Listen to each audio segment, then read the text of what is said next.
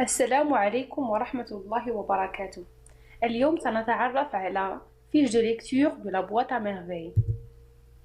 Titre de l'œuvre عنوان قصة La boîte à merveilles.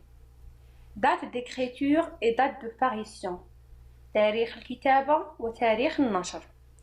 La boîte à merveilles est écrite en 1952 et publiée en 1954. La boîte à merveilles كتبت في سنة 1952 ونشرت في سنة 1954. Auteur et siècle. الكاتب والقرن. L'auteur de ce roman, c'est Ahmed Sfraoui.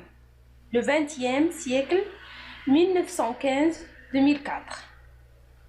Genre, نوع القصة. C'est un roman autobiographique.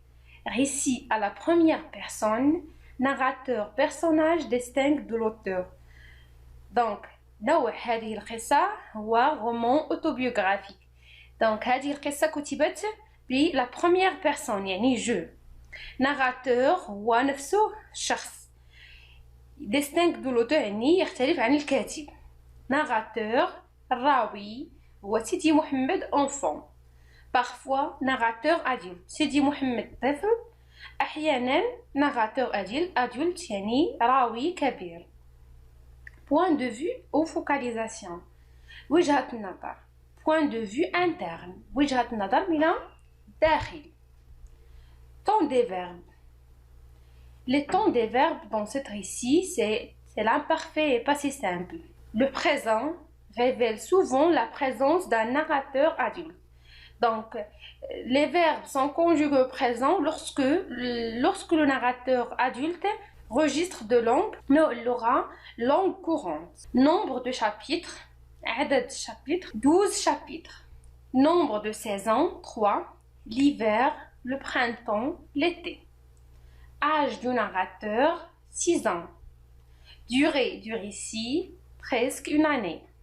Personnages principaux, Sidi Mohamed, sa mère Zobida, son père Abdeslam, la voyante, Driss L'Oued, Rahma, Zineb, Fatma Al-Bzibiya, Lalla Aïcha, le frère.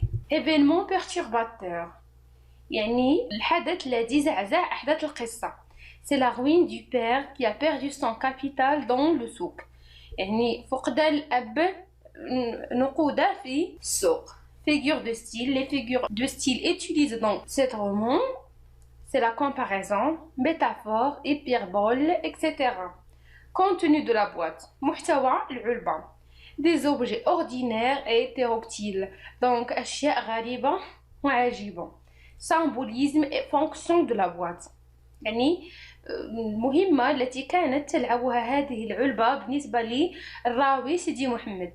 La boîte lui permet de s'évader du monde réel.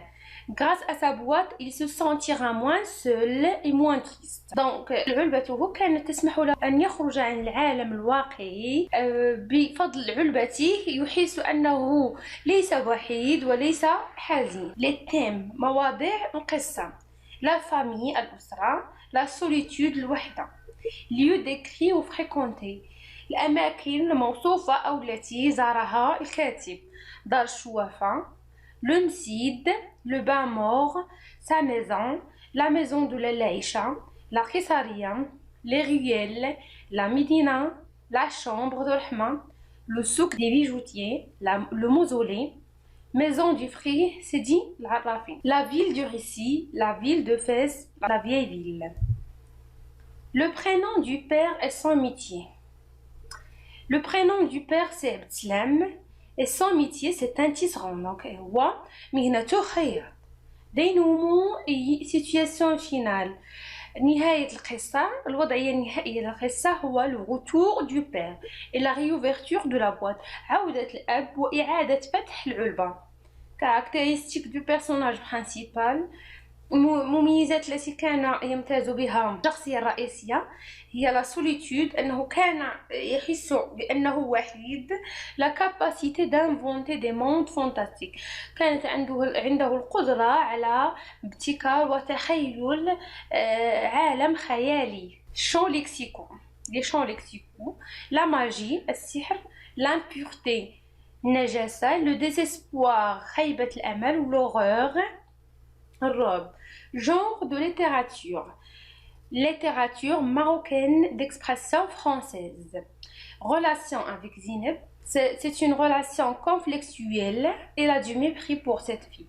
Donc علاقته بزينب علاقة نزاع, ويحس أنه لا يحب هذه الفتاة. سيدي محمد، أتمنى أن يعجبكم الدرس. إلى حلقة قادمة، إلى اللقاء.